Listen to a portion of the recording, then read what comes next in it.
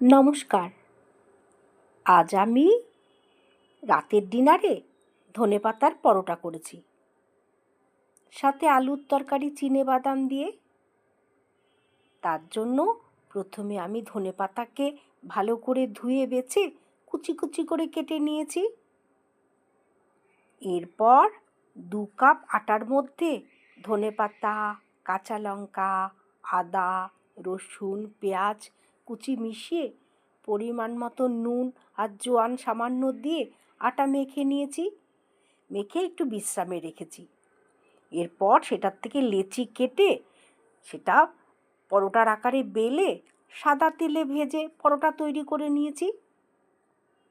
এরপর আলুর তরকারির সাথে পরিবেশন করেছি। সাথে পেঁয়াজ কুচি ও লেবু লঙ্কা দিয়েছি। খেতে দারুণ হয়েছে।